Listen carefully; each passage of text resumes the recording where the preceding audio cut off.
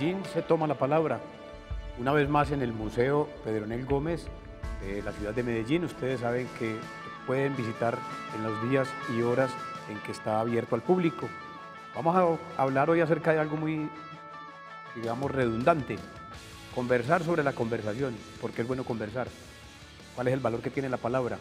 ¿Por qué nosotros hicimos una alianza entre la Universidad de Antioquia y la Alcaldía de Medellín para hablar acerca del valor que tiene el diálogo público, el diálogo de los ciudadanos, la conversación acerca de los problemas públicos y privados, y el valor que tiene estar de acuerdo, pero también estar en desacuerdo? ¿Cómo saber desacordar? Es decir, ¿cómo acordar que estamos en desacuerdo sin que nos tengamos que volver ni fastidiosos ni enemigos los unos de los otros? Ese es el tema que vamos a ver, y observemos unas imágenes que grabamos con anterioridad.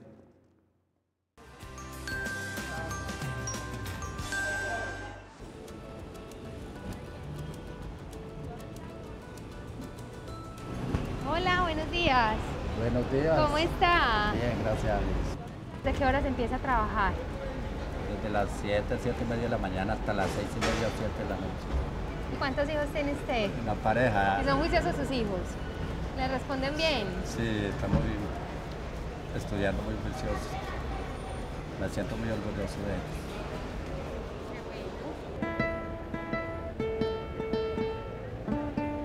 Hola, buenos días. Pues, ¿Cómo está? ¿y usted? Bien, muchas gracias. ¿Y usted qué tipo de música toca? Yo toco música popular, música colombiana y música parrandera. ¿Y usted por qué cree que es importante que conversemos? ¿Sabe el por qué? Porque hay veces que uno, la soledad que lo trae a uno, lo trae como con una aflicción a uno, ¿cierto? Lo aflige la soledad a uno y todas las cosas. En cambio, vea, como muchas veces que me ha pasado aquí en el parque, muchas veces yo parado por ahí solo. Cuando menos pienso, cuando llega un amigo a buscarle conversa a uno, entonces ya uno ya... El cubo, el colombiano, el cubo. Hola, buenos días. Buenos días. ¿Usted cómo ha estado? Muy bien, gracias a Dios. Sí. Sí. ¿Y desde hace cuánto está trabajando acá en este lugar? En este puesto llevo 10 meses. ¿Y usted a qué se ha dedicado en la vida? ¿Por qué terminó acá vendiendo Acá. periódicos? Por cosas de la vida. Yo soy enfermera profesional, pero porque tuve un problema en el pie, entonces me quedé desempleada más de un año, 18 meses. Entonces una amiga me comentó que habían puestos en el colombiano que si era capaz de vender en un semáforo. Y yo sí seré capaz. Y ya de pronto ya tengo varios clientes, gracias a Dios. ¿Usted qué piensa? ¿Por qué es importante conversar? Conversar, porque se da a conocer uno mucho a la gente, conoce muchas opiniones de las más personas. Hola, ¿qué ¿Cómo tal? está? Ay, pasándole. ¿Usted de cuánto viene por acá a este parque? Hace muchos años que bajo por aquí. ¿Qué hace? Pues, ¿Qué vea, actividades ves acá vea, normalmente? normalmente aquí todo lo que usted ve alrededor es gente inteligente. ¿Entiende? Sí. Uno cree que son brutos o que son algo porque hay mucho vicio, que por tal cosa, no. ¿Y a usted le gusta conversar? Claro que sí, a mí me gusta conversar, lo que pasa es que lo que no me gusta es arrimarme donde no me llaman. ¿Cuál es su tema favorito de conversación? Vea, el tema favorito mío de conversaciones puede ser cualquiera. A mí me encanta el fútbol. Me gusta mucho pues, el fútbol y todo eso, pero cualquier tema que me planteen el tema y yo sea capaz de responder, le respondo. Bueno, ahí vieron, para amistad, para conocer a las demás personas, para entender el mundo, para relacionarse o para darse a conocer hacia las demás personas, somos de ver la conversación, el valor de la palabra. Bueno, aquí tenemos a 3 personas que son expertas en este asunto y llevan con nosotros acompañándonos hace muy buen rato en el programa Medellín se toma la palabra. Ellos son lo que llamamos nosotros facilitadores, como intermediarios entre la sociedad que está abierta, que está simplemente viviendo en su cotidianidad, y ellos como líderes de la opinión que invitan a las personas a conversar. Tenemos a Weimar Gómez Rivillas, él es filósofo, docente de la Universidad Pontificia Bolivariana y cuentero y líder del Club de Motocicletas. Hombre, ese combinado sí está muy raro. Cuentero, filósofo, profesor y líder de motociclistas. ¿Usted cómo le cree, hombre? Ah, imagínese. Uno sabía hacer un poquito de todo, ¿no? Claro que sí. Muy bien, porque es que hay que conversar. Pues indudablemente la conversación moviliza muchas cosas. Depende de la conversación, porque es una manera de darse a conocer, de que en las palabras están muchas ideas, muchos pensamientos. Es una forma de establecer un equilibrio entre usted y yo, y desde ahí empezar a hablar de convivencia de pronto, ¿cierto? Como para entenderse mejor en el mundo urbano y en el mundo rural. Yo pienso que es básicamente un requisito, la calidad de la conversación es un requisito para que usted se sienta igual al otro o haya una diferencia al respecto del otro. Bueno, también está con otro rector Fabio, ¿no? Londoño Lozano, o sea, LL, sociólogo y de la Secretaría de Participación Ciudadana, porque hay que conversar. A mí me gusta deshacer las palabras o rehacer las palabras. Y una de las que he rehecho es conversa, acción. Me gusta porque la palabra es donde permito acciones, en todos los escenarios, en los negativos, en los positivos, como docente, como sociólogo. De hecho, es la palabra la que me permite entrar a la sociedad donde trabajo, en el territorio con los líderes o lideresas que nos atienden en nuestro quehacer diario. Es a través de la palabra. A través de la palabra. Bueno, Edison García Parra es auxiliar de archivos del grupo, se llama G4S. Ironman. Ahora somos un Ironmonta. Ironmonta. Muy bien, estudió gestión documental en el SENA y tiene un grupo scout en el barrio El Salvador. Correcto. Que ha hecho por allá una cantidad de reuniones con nuestros jóvenes y nos ha dicho, bueno, uno dirá, pues sí, los Boy Scouts toda la vida han hecho buen uso de la palabra, pero ¿para qué conversar? La ciudadanía, ¿por qué debe conversar aunque no sea Boy Scout? Yo creo que lo más importante del movimiento y del ser humano como tal, por naturaleza debemos conversar. El habla nos lo dieron fue por algo. El Creador nos dio un habla para que expresáramos nuestros sentimientos, nuestra vida y nos relacionáramos con los demás. De hecho, desde los niños, cuando ellos se sientan a jugar en sus juegos, genera una conversación. Bueno, es que una de las voces que escuchamos hace un minuto decía, para uno no aburrirse, hay veces que se siente tan solo y tan callado que esa soledad y ese silencio los llevan a más tristeza. Eso es válido, salir del aburrimiento y de la tristeza a partir de la palabra. Sí. Yo creo lo más importante es una buena conversación para dejar todo ese estrés o todo lo que tengamos en ese momento con una muy buena conversación. Vamos fluyendo. Bueno, pero dicen que los paisas son muy buenos conversadores, nosotros hablamos mucho. Decimos y decimos. Eso es buena conversación, decir y decir. Es que yo pienso que es algo de cultura, sobre todo como usted lo dice de los paisas, culturalmente nos hemos dado a entender por esa capacidad de llegar al otro, de utilizar muchos ejemplos, exageraciones, porque tenemos un mundo así como del decir muchas cosas. El problema es que nos quedemos diciendo, ¿no? Particularmente en Antioquia lo que es muy simpático es el modo de usar la palabra con exageraciones y figuras que enriquecen mucho la imaginación, ¿no? Aquí se dice otra, pal ahora.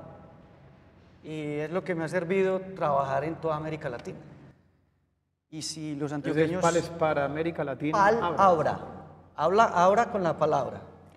Vuelvo a abrir con la palabra, la amabilidad. Empezamos por el saludo, ¿cierto? Los antioqueños somos buenos saludando y buenos despidiendo y dejamos siempre abierto un espacio. Pero si está tan vigente eso, uno ve que como ahora todos son edificios muy altos, 4 o 5 pisos, uno no sabe quién vive por ahí, ya ni lo saludan. Ah, bueno, miran todo serio. Porque estas canas, sí, yo soy de la generación que todavía habla y saluda y se despide, yo soy de esa generación todavía. Y mis hijos fueron formados ahí, y bueno, y con mi esposa hacemos buenas conversaciones. Porque ahorita preguntábamos lo de conversar por conversar, sí hay que conversar por conversar. Y tampoco usar la palabra para el descrestómetro, ¿cierto?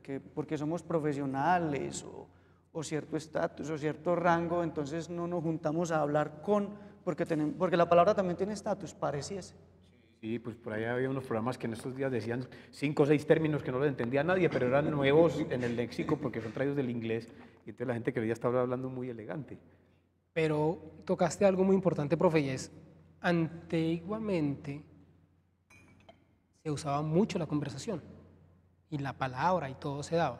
Hoy en día, yo digo que Medellín se toma la palabra, estamos como en ese plan de rescatar lo que se perdió hace mucho tiempo y es el conversar, el llegar a hablar sobre un tema específico o no específico, pero sentarnos con 1, 2, 3 más a hablar.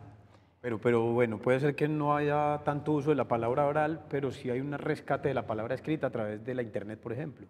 Que los pelados chatean todo el día, se escriben cosas, dicen, o lo están haciendo de una manera que a muchos no les gusta, con dibujitos, con expresiones, con una pobreza idiomática mortal, dicen todos, todo el mundo se queja, y que entonces eso nos está perjudicando mucho. Bueno, yo creo que en lo que usted dice hay un sentido, y lo tiene que ver con la palabra conversación.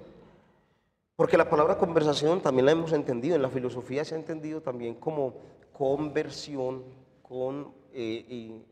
digamos, hilvanar, enredar, cruzarse versiones. Conversar es cruzar versiones. Versar sobre algo. Pero el problema es que a veces no se hace con el sentido importante, que también en la filosofía se entendió de otra manera, y es diálogo, que es distinto.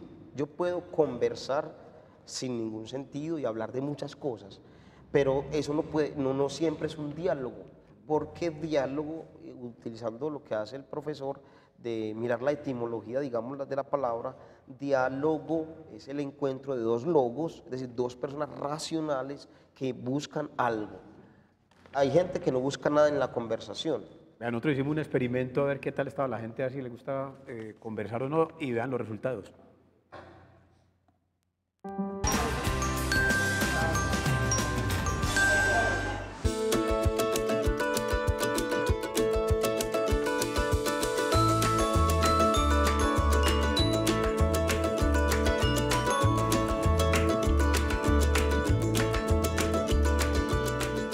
Ven, conversemos. ¿Quiere conversar? Sí. Venga, pues siéntese y nos pegamos una conversadita. ¿Usted cómo se llama? Yo me llamo Rubiela. Doña Rubiela, mucho gusto. Me llamo Cintia. ¿Cómo ha Bueno, estado? bien, ¿y usted? Muy bien, gracias a Dios. Por acá, invitando a la gente a conversar. Buenas. Hola. ¿Cómo así que conversamos gratis? Conversemos gratis, sentate y hablamos de lo que quieras. Hola, mucho gusto. ¿Cómo te llamas? Adriana Sepúlveda. Yo soy Santiago Pérez. Adriana, ¿de qué quieres que conversemos? A mí me interesa mucho el tema sobre la moda, el modelaje. Cuénteme usted qué hace por acá trabajando. Trabajando amor. ¿Y hace cuánto trabaja aquí? Aquí hace 20 años. 20 años, mucho tiempo. ¿Y usted es de acá de Medellín? Soy ya de Urabá. Yo también soy de Urabá. ¿Verdad? Claro. ¿Usted es de Urabá? De Turbo. Soy del Pueblo Nuevo. ¿Ahora me está Pueblo Nuevo? Claro que sí, conozco. ¿Y a usted qué le gusta conversar? Me gusta conversar sobre animales. Sobre animales. ¿Y por qué te gusta conversar sobre animales? Yo amo mucho los animales, sobre todo los perros. Entonces, yo cada que tengo oportunidad como de conversar con alguien, como que trato como de concientizarlos, de que los respeten, que no los maltraten. Don Gabriel, ¿a usted le gusta conversar? Sí, me gusta hablar con la gente, me gusta estar ocupado, aunque sea, si no vendiendo, hablando con las personas. ¿Y de qué temas le gusta hablar? Pues del que me pongan. Del que le pongan, Sí. a ver, propóngame pues tema y nos pegamos una conversada. Bueno, primero que todo, estoy muy agradecido con la Alcaldía de Medellín, con su sistema de salud, porque gracias a ellos pude mejorar mi sistema de salud y mi sistema de vida, que era prioritario. ¿Conversamos? Sí, conversemos. ¿De qué quieres conversar, Salomón? Pues conversemos de la problemática de la ciudad de Medellín en lo referente de la gente más humilde, la gente más desprotegida, la gente que no tiene trabajo. Nosotros aquí en Antioquia hay un programa que existe, se llama El Día Sin Hambre, ¿sí lo has escuchado? Sí. Nosotros vamos a estar en el barrio Carpinelo, vamos a estar en el barrio Pablo Escobar, vamos a estar en el Iconia haciendo el Día Sin Hambre. O sea que se reúnen por ahí unas 3.000 personas en estas tres partes diferentes. Yo considero que debemos de ayudarnos los unos a los otros. Claro que sí.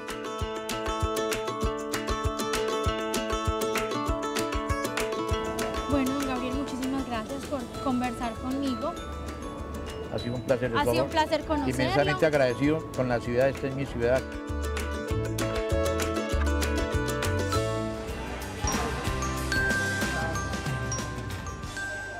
No, es que conversar para versar con el otro.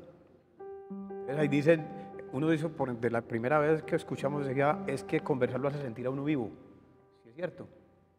O hay gente que habla como muerta. Yo quería retomar una pregunta que hizo ahorita el profe Domínguez, y es, si con tantos edificios ya estamos conversando, y el profe toma otra, yo creo que sí. Nosotros en Medellín se toma la palabra, redescubrimos que a la gente le gusta hablar. Acabamos de ver que sí le gusta hablar. Y quiero mostrarles un virus que descubrimos en un grupo en el que yo me muevo, de mi amigo Oscar Hurtado, y es el virus del GDH. GDH. Virus del GDH. Eso, en el círculo de nosotros, resulta que cuando veo la conversación me acordé del GDH, y la gente tiene GDH, ganas de hablar. Solo poner la silla, es cierto, solo poner la silla y la gente estaba sentada hablando, no había, y cuando dicen gratis, pues mucho mejor. Para los antioqueños el tema gratis funciona. Tacañitos, un tacañito Llama más y bien, ¿o qué? atrae. Así se va a conversar. Sí, así se va a conversar. Eso era que me gusta. Medellín se toma la palabra, redescubrió que sí podemos conversar. Pero entonces, ¿cómo conversar para que sea una cosa que no lleve ni a la agresión, ni al dolor, ni a la burla, sino que mantenga la calma, mantenga la afinidad de la cercanía? ¿Cuál es el valor de la palabra? No en sí mismo, sino cómo conversar. Hay una experiencia muy interesante y es con el club que lidero. Es el club GN 125 Rodantes. Cuando los invitamos la primera vez a conversar sobre el tema de ética y legalidad, la primera vez, la segunda y la tercera, que fue esta última con el nuevo tema, ha sido muy interesante porque casi siempre salen de allí con la motivación de, y bueno, ¿y cómo lo hacemos nuevamente? Al principio fue muy complicado porque la gente quería, bueno, ¿y esto a qué va a llegar? ¿A dónde vamos a llegar? ¿Y cuál es el objetivo?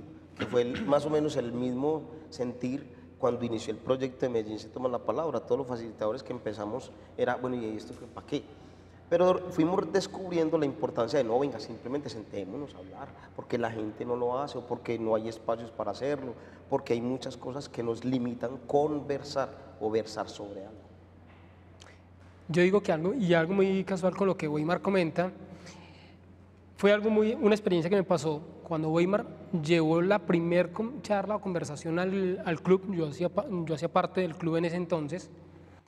Me llamó mucho la atención para llevar todo ese tema al grupo donde yo me muevo, en mi parte de rol que hago a ratos de relax y todo, que son los scouts. Y yo dije, esto para los jóvenes es interesante. Y empezar a llevarles todos los programas y verlos a ellos, que desde la parte del joven, cómo hace para que ellos se vayan conversando con el uno, con el otro. Y hey, este tema, ¿cómo lo ven? ¿Cierto? Y ellos van relacionando una cosa con la otra. Pues algo, la última experiencia que tuvimos con el último tema de ciudadanía fue interesante. El verlos de pronto al principio construir un sacapiojos o llegar con un sticker y llegar y pegar, pero entonces algo muy manual lo convertían en una conversación y entre ellos se iban relacionando y hasta en la parte de los hinchas, porque por ahí había una cartilla donde venía con las figuras de los hinchas, entonces que yo soy de tal equipo, este es del otro, y entonces empezaban no en forma de rivalidad, pero sí en una forma de aclarar muchas situaciones entre ellos mismos. Pero fue muy interesante ese espacio. En Medellín se toma la palabra, estamos hablando acerca del valor de la conversación. Vamos a mirar unos mensajes y retornamos.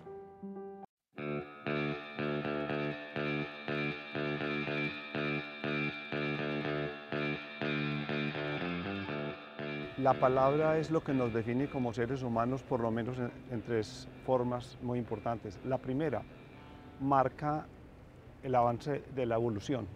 Lo que nos distingue a los seres humanos es la palabra, es la complejidad de nuestro lenguaje. En segundo lugar, es casi que la máxima expresión del libre albedrío, porque con la palabra nosotros podemos construir relaciones o destruirlas, y somos seres relacionales. La calidad de la vida es igual a la calidad de nuestras relaciones. Y en tercer lugar, es lo que nos define como individuos, porque de lo que guarda el corazón, habla la boca. Esta es mi ciudad, Medellín. Dicen que es innovadora. Dicen que roban. Dicen que aquí matan. Dicen que hay varios combos. ¿Qué tan tolerantes somos al delito? Mataron al de la tienda. ¡Ay, qué miedo! Es que se están matando entre ellos. Ay, ayer me atracaron saliendo del banco.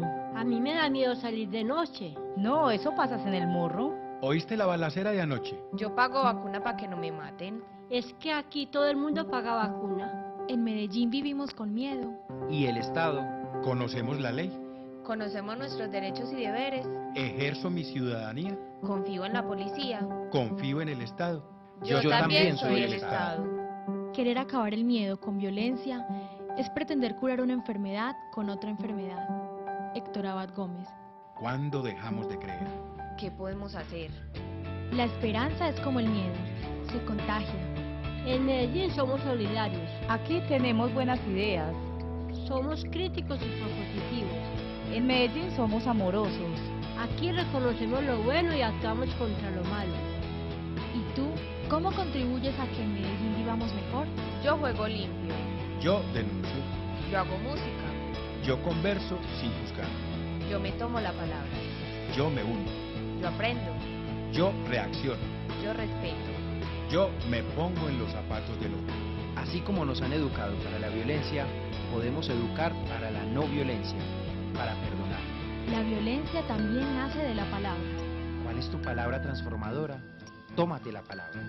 Medellín se toma la palabra. En Medellín se toma la palabra, nos hemos tomado la palabra para hablar de la palabra. Fíjense qué tan interesante el asunto. Fíjense, que ahí decía ahora Luis Javier que lo que hay en el corazón es lo que sale por la boca. Hay que complementar la cosa diciendo que lo que hay en el corazón y lo que hay en el cerebro es lo que sale por la boca también. Pero hay unas particularidades de los diálogos. Ustedes se han dado cuenta que hablar entre los semejantes es más fácil. Pero, por ejemplo, los jóvenes con los mayores no lo hacen bien, o los jóvenes con los niños tampoco, porque hay como unas barreras culturales muy raras. Por ejemplo, el valor del silencio. Los papás se preocupan mucho cuando un muchacho se queda callado. Como así, mi hijo, y dije, ¿por qué no habla? ¿Y por qué no habla? Entonces más lo cierra, más lo cierra, más lo cierra. ¿Qué hay que hacer ahí? Ahí, como papá, ¿no? Y ese es un reto que tenemos los papás. ¿Cómo conversamos con los hijos? ¿El valor del silencio? Sí.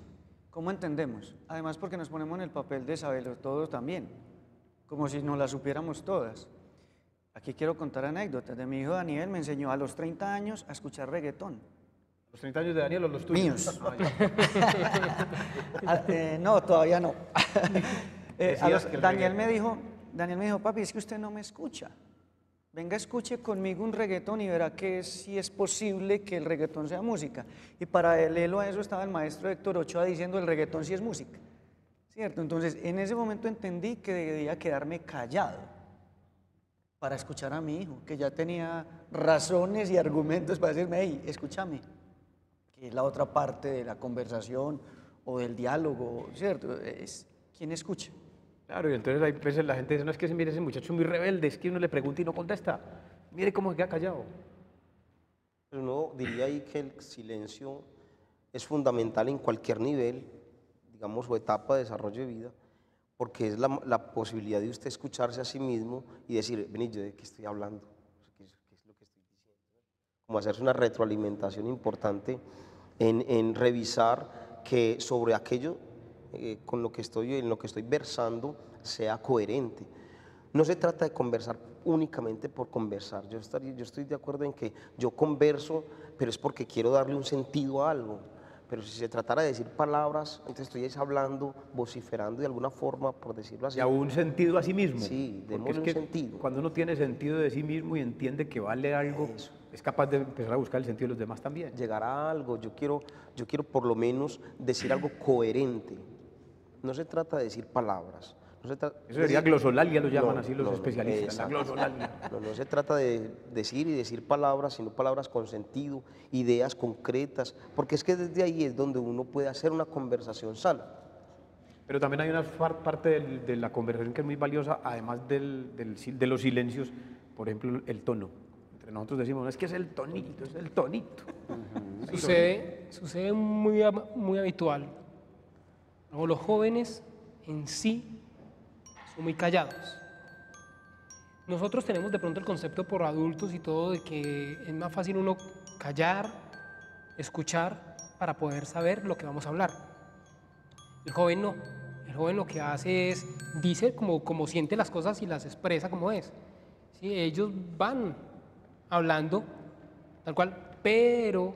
Esa es la época de la turbulencia emocional. Pero cuando están con adultos, cuando tienen de pronto esa camisa de fuerza, digámoslo así, ellos son callados. Pero es porque también existen prejuicios, ¿no? Ahí es donde está. No, es que yo con ese cucho que va a hablar. Y aquí hemos visto un prejuicio, profe. Yo quiero ahí rebatir. No sé si lo he escuchado de varios, y es el tema de la importancia de tener un tema importante. ¿Cierto? Porque yo recuerdo mis conversaciones de la jardinera, donde pastora, en la Universidad de Antioquia.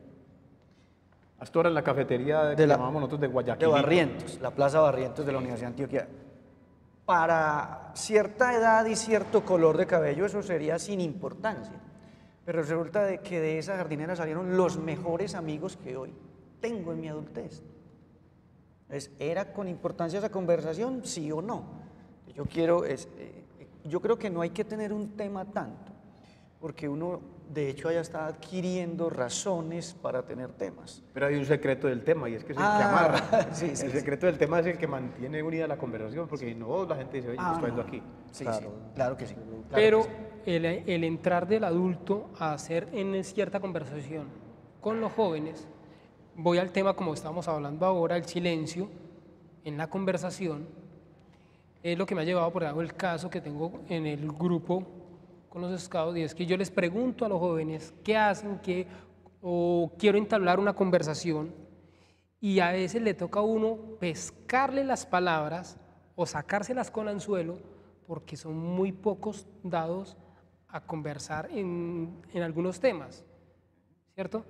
Y tiene uno que como desmenuzarle el tema para ellos irlo soltando. Pero incluso en las relaciones jerárquicas, los padres y los hijos también le tienen mucho miedo a unos temas. Hay temas tabú, no se toca. Hasta hoy uno le parece mentira, dice, pero después de que hay reggaetón, después de que hay cine, después de que hay pornografía por montones, la gente no ha atrevido a hablar de sexo, que dice que porque eso no se habla.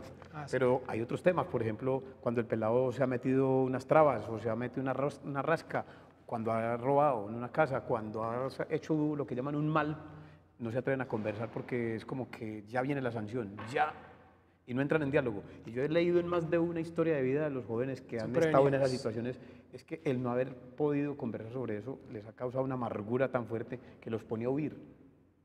Entonces eso, si no se habla, es decir, si hay temas que se prohíben, lo pone a uno en fuga.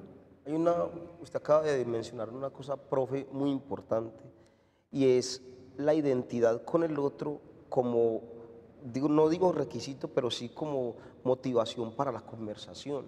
Una empatía. En una empatía. Yo puedo conversar plácidamente con un adulto, digamos, mientras entiendo o siento al adulto como muy, no en mis mismos términos, no, pero sí muy accesible a mi conversación. Por eso es más fluida la conversación entre dos pelados que entre él y el papá. O los géneros. Vamos a ver qué han pensado las personas. Hemos hecho por ahí otras consultas y tenemos aquí un registro de testimonios en los que en unos segundos volvemos a hablar después de que observemos estas imágenes.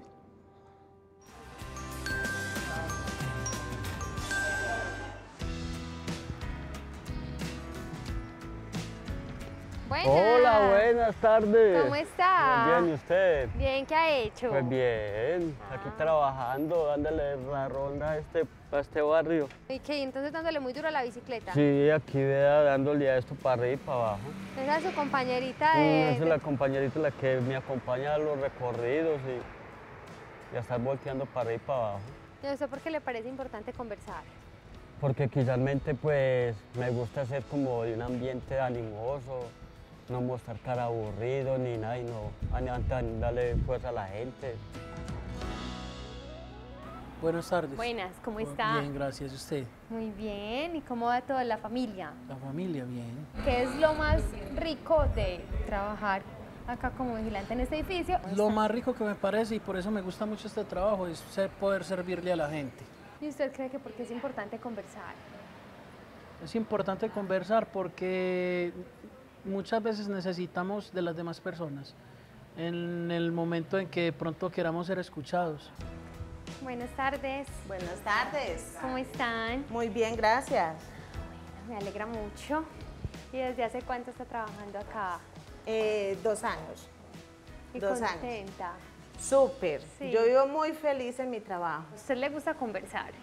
Demasiado. Demasiado. Yo sí hablo demasiado y me entretengo en mi trabajo. ¿Y brego a tomarlo, que la gente lo tome bien, que sea un descanso para la gente.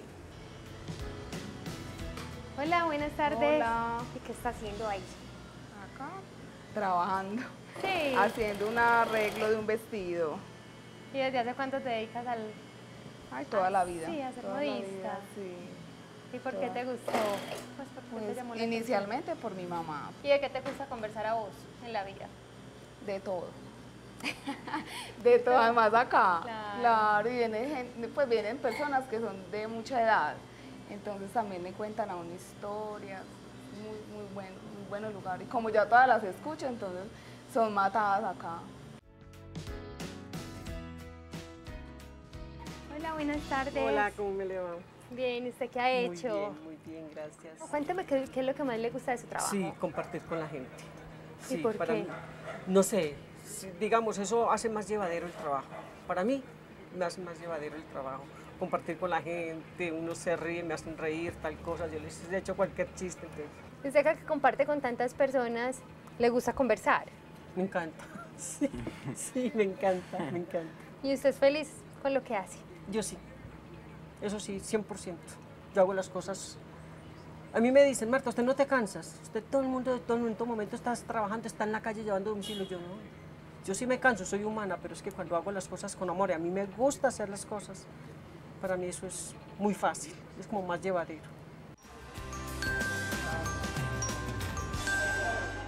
Para descansar, para sentir menos cansancio o duro el trabajo que uno esté haciendo, hay cantidades de formas útiles de la conversación, pero ¿cómo motivar una conversación?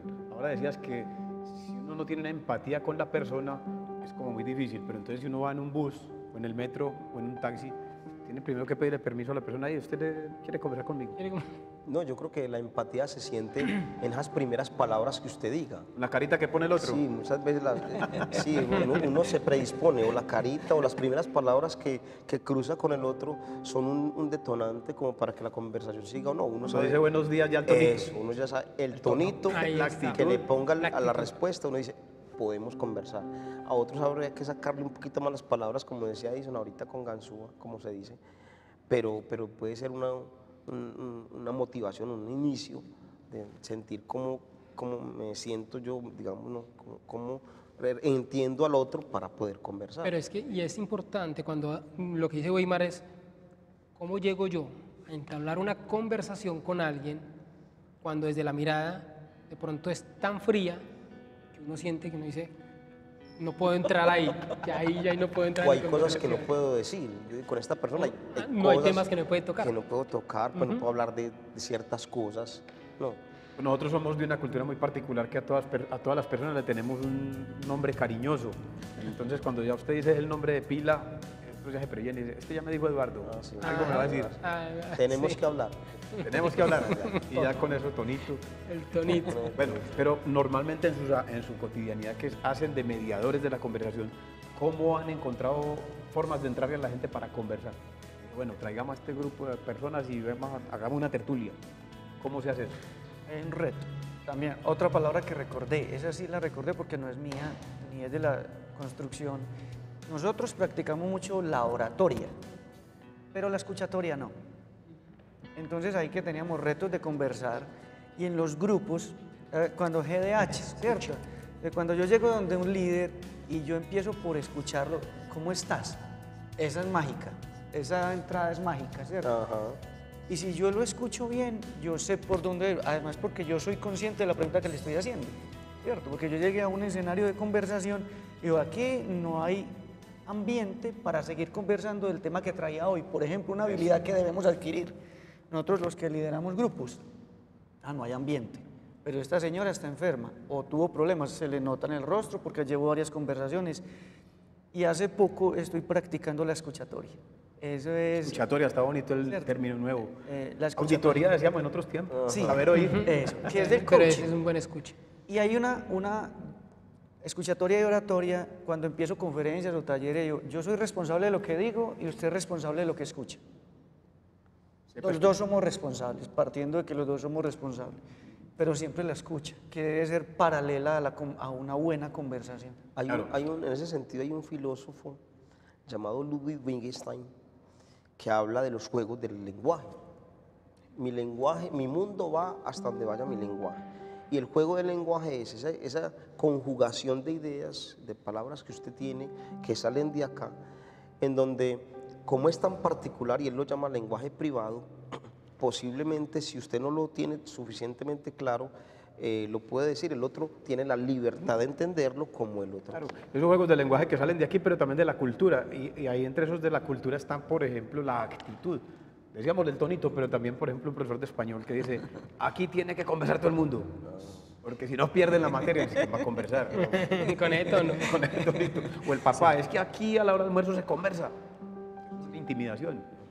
Debe haber una cierta actitud persuasiva, una capacidad de seducir al otro para o a la otra persona invitar. Yo creo, profe, y ahí viene un papel muy importante, por decir algo, en este programa que estamos ahora de Medellín se toma la palabra, viene algún tema muy importante y es nosotros como facilitadores, ¿cómo le pescamos a ese grupo donde estamos o a esas personas a conversar, a sacarle las palabras y de qué tema específico vamos a hablar? Y no ponerse como mitos raros a ciertos temas. Veamos una grabación que hicimos con una señora Rosalba en Santo Domingo que nos dice, hay que hablar de todo. Adelante.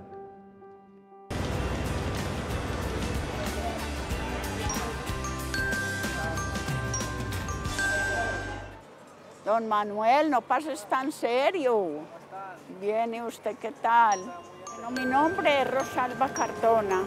Vine del oriente antioqueño, del municipio de San Carlos, en 1970, después de dejar una gran masacre atrás, que mataron a un cuñado mío y un hermanito. Nos vinimos para acá, para Medellín, no teníamos dónde llegar, no teníamos dónde vivir, no teníamos nada. No habían calles pavimentadas, no había un verdadero transporte, no había nada, no había servicios públicos legalizados, no teníamos agua, todo era una especie de campo, como potreros o algo así, con una que otra casita esporádicamente de tablas, de cartón. De por sí a mí me ha gustado trabajar en comunidad y empezamos a conformar la acción comunal, a trabajar por los servicios públicos, por el agua. Bueno, luego vino la violencia, en el 80 estuvo acá Pablo Escobar prometiéndonos que nos iba a hacer un barrio y en efectivo hizo el barrio. Fue verdad que lo hizo y ahí lo tienen, pero algunos de las personas no nos quisimos enredar con él por miedo.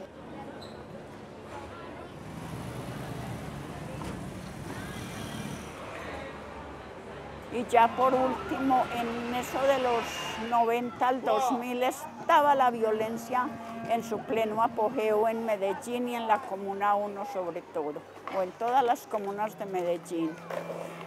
Se fue empezando, se hizo una mesa de negociación donde estaban los actores armados, pues los muchachos, donde estaba venía la autoridad, venía el sector educativo, estaba la parroquia y así se empezó a ir negociando. Buenas tardes. Bien, ¿y usted qué tal? Doña Rosalba. ¿Qué más? Bien, don Daniel. Entonces, yo al ver pues, los muchachos tan enredados en el conflicto, y no solo yo, habían también otras personas que me acompañaban. Porque decir pues que yo sola sí son mentiras, habían otras personas conmigo. Entonces decía, muchachos, bueno, usted no les da a pesar matar a su compañero con el que caminan, con el que comparten un agua dulce, si todos estamos pisando el mismo barro, sufriendo las mismas necesidades? No, yo tengo que ver y ustedes me tienen que decir por qué es que se pelea. Bueno, entonces muchos se cuestionaban. Escucha, sí, yo voy a entrar a estudiar, colabóreme, ayúdeme, consígame cuadernitos, yo voy a entrar a estudiar. Otros rebeldes seguían en lo mismo, otros los mataban, otros caían a la cárcel.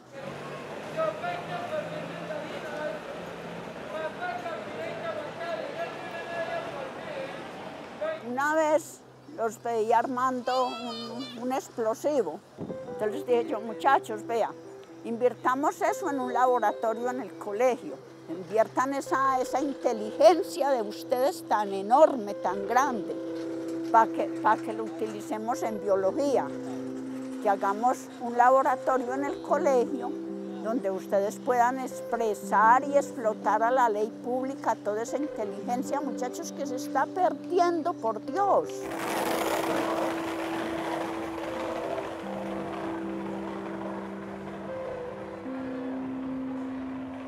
¿Cómo no me iba a gustar trabajar con ellos si eran mis vecinos? Los conocí, yo cuando eso hice un curso de partera y a muchos muchachos yo fui la que les corté el ombligo, los veía crecer, unos de 10, otros de 12, otros de 14 años. No solo me gustaba, sino que los quería y hacía eventos con ellos, hacía en la casa el baile la escoba, les hacía un arroz con dulce, porque no vamos a decir que con leche porque no teníamos. Y yo siempre he creído en la voluntad de los muchachos, más no tanto en el proceso del gobierno, porque es que el gobierno, por mucha reparación que hagan, a uno no le van a devolver el ser querido que le faltó.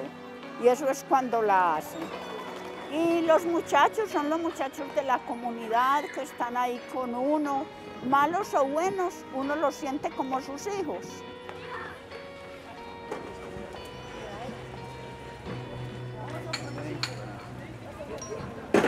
Cuando tú sientes la persona, cuando tú sientes en la mesa una persona a compartir contigo, así sea un pan, así sea una aguapanela, así sea una tostada, y a dialogar contigo, te ganaste el corazón de esa persona, por violenta que sea.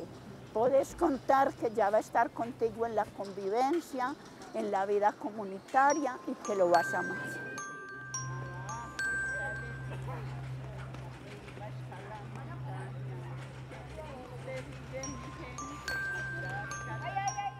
Creer en la voluntad de los otros. Fíjese que es una lección enorme de doña Rosalba y nos va diciendo por ahí derecho con su actitud que no hay ni rivalidad, no hay censura, no hay castigo, no hay burla.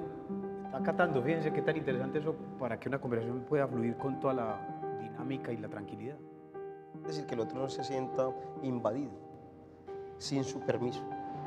Creo que es un requisito importante para conversar, que mi interlocutor no sienta que lo estoy invadiendo, me le estoy metiendo al rancho sin el permiso de él, sino que él lo permitió entrar como... Ahorita usted dijo algo sobre seducir, lo entiendo también como interesar al otro, es decir, no invadirlo, sino interesarlo por mi conversación o por el tema que estoy proponiendo y que de pronto él diga, bueno, sí me despierta un cierto interés. Yo he hecho como una reflexión al respecto, cuando una persona no quiere, digámoslo, interesarse por mi tema, cuando yo no quiero ni siquiera escucharlo, cuando, reitero, no me interesa, muchas veces ese es la causa de, bueno, entonces, como no me interesa conversar, ni mucho menos dialogar, generemos violencia, porque es que yo quiero imponerle mi idea, no trae cuál seducirlo, ¿no? Claro, se entra con imperio y se trata de ponerlo en un orden previsto. Ajá. Pero mire, los temas de conversación ahí también son muy valiosos porque cuando la gente dice, es que usted no es el único que le ha pasado, ajá, usted no se sienta solo, usted no es el único. Entonces la gente como que, bueno, yo pensé que esto era un drama mío, me estaba ocurriendo solo a mí, que yo soy el único que me entristezco, que yo soy el único... No. Entonces, ¿cómo lo personal y lo social se combinan en un diálogo cuando se va a hacer conversación pública? o privada. Es decir, pero todo, es decir, nadie tiene la dimensión exclusivamente individual sobre el asunto. Si no se abre a lo social o a lo colectivo, la conversación tampoco llegará a mayores. Es el caso que yo veo ahí con doña Rosalba. Rosalba. ¿A ustedes lo han experimentado? A mí me gustó mucho, me recordó unos años cuando teníamos el cabello negro todavía, que yo trabajé el Bajo Cauca antioqueño, y cómo resistimos. Nosotros somos una generación que resistimos la guerra, ¿cierto? Y fue eso, no censurar. O sea, en ninguno de los ejercicios de liderazgo, yo sé que los actores armados estaban en mis talleres, en mi proceso comunitario, en mi trabajo, y nunca hubo censura. Y eso me permitió resistir, pero es la censura que sale por la palabra, ¿no? Y que después, además después encontrarme en Medellín desmovilizados, ¿cierto? Conversando y saber que una palabra, el solo saludo, para mí el tema de lo que permite, lo que censura, el saludo para mí es muy importante. Y el lenguaje, el tema de la mano, los lenguajes, ¿cierto? O el tonito, o el lenguaje postural. O el silencio. O el silencio cuando se necesita. Pero ella tocó un tema, el tema de la censura para mí es, o sea, claro, cuando censuras cerrás. Y la amabilidad, fíjese que era una señora amable en el sentido del término como tal, es una señora a quien pueden amar porque les ha respaldado tantas cosas en su vida que sale a flote de una vez una conversación. Pero entonces, antes de que continuemos aquí, para finalizar nuestro trabajo, veamos unos promos.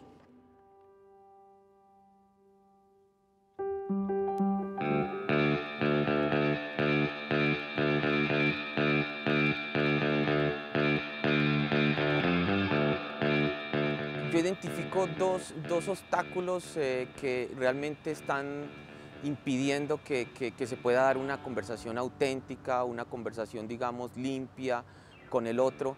Y son dos que a mí me parecen fundamentales, ¿no? Que vale la pena como que los pensemos, que los miremos y que veamos hasta qué punto son posibles superar o transformar. Por un lado, me parece que tiene que ver con una de las condiciones, con uno de los rasgos de la cultura actual, que es la velocidad. Vivimos en una sociedad donde todo tenemos que hacerlo ya, es en un frenesí permanente y definitivamente dialogar con el otro implica un silencio, implica un detenernos, implica un volver sobre nosotros mismos para reflexionar, para pensar en lo que nos dice el otro. De modo que es necesario mirar hasta qué punto en la sociedad actual, una sociedad caracterizada por la velocidad, ese ritmo vertiginoso, realmente está afectando que se puedan construir, que se puedan dar verdaderos diálogos o una conversación auténtica o pura. Y el segundo me parece que tiene que ver un poco con la condición misma del ser humano, que es la condición narcisista, el egocentrismo. En estos tiempos donde el individualismo cada vez es más exacerbado, más extremo, donde las personas creen que tienen siempre la razón, pues sencillamente una conversación, un diálogo no va a estar, digamos, determinado por esa necesidad de aprender, de llegar al otro, de cuestionarnos y de, a través del otro, construir conocimientos. Ahí nos dice Álvaro el valor que tiene tener en cuenta a la otra persona. Bueno, ustedes escribieron aquí algunos elementos que quiero que nos cuente cada uno para ir viendo las conclusiones de esta charla. Pues no, de pronto era resaltando dentro de la misma conversación, me llama la atención lo de escuchatoria, reiterar de pronto la parte de que no solo conversar, sino convertirlo en un diálogo, es decir, un encuentro de logos, de dos personas pensantes y racionales. También hay que hablar con el loco, ¿no? La importancia del silencio, de saber callar en algunos instantes. El sabio también sabe callar en un momento. La capacidad de seducir, las ganas de hablar, el interesar al otro, no generarle violencia, no invadirlo. Gracias, Weimar. Adelante, profe. Insisto en la escuchatoria, profe, que es un reto que tenemos todos de escucharnos. Volver a la jardinera, pero yo quisiera invitar a volver a barrer el frente de la casa, la vecindad o el buen vecindario, porque barriendo se vuelve a conversar. A usar la palabra, esa que abre, ¿cierto? No la que me cierra. No creo en el escrito mucho para dialogar o para conversar, creo en la palabra para conversar. Y es lo que damos aquí. Y es el diálogo y el reto que se mantiene en Medellín, se tiene la palabra, y nosotros como facilitadores, que multipliquemos además también esa posibilidad de sentarnos a conversar con lo que hoy tomamos, un excelente café. Además de tener el mejor café del mundo, pues es una excelente herramienta para sentarnos alrededor de él a conversar. Una buena disculpa. Una buena disculpa. Bueno, yo básicamente hice como un retome de todo un poquito. Algo que en unas palabras que escribí fue: la palabra es sabia. Para una buena conversación debemos una palabra sabia. Dependiendo en los roles donde estemos, allí se va generando una buena conversación. Todo es cultural. Todo es cultural en el medio donde estemos. Pero hay algo muy, muy interesante, y es cuando lee, conversa con interés. Cuando te interesas en la lectura, cuando te interesas en algo, lees, y es una muy interesante conversación. Vi algo que me llamó mucho la atención, y era alguien que decía que para una buena conversación era bueno su soledad. ¿Cierto? Es que dice muy bien que para un buen entendimiento pocas palabras bastan, entonces hay que saberlas elegir. Saberlas elegir. El saber decir y el saber conversar son elementos que van entrenando. Todos tenemos la potestad, todos tenemos la capacidad. Basta es que perdamos esos sustos de decir el qué dirán, si me censurarán, si me dolerá o si seremos capaces. Por ahí alguna frase que alguna vez escuché hace mucho tiempo, y es: hoy tengo mucho susto, hablé con mis papás. De pronto sentarme a hablar con los hijos, y lo digo por mi trabajo y el trabajo que debo hacer, de conversar más con mi hija, lo mismo que los hijos, conversar más con mi papá. Es un reto que tenemos de pronto ahorita, salir, que de aquí, de este programa, muchos papás salgan. Vamos a buscar un poquito, hablar más con los hijos, conversar, sentarnos, caminar, irnos a caminar. Bueno, ahí tienen otra mesa servida con elementos de la conversación, y que entre todos podamos tomar la iniciativa de vivir diferente usando la palabra. A ustedes muchas gracias, señores. Esperamos verlos en la próxima ocasión, y a ustedes hasta el próximo domingo a las 5 de la tarde en otra sesión de Medellín se toma la palabra.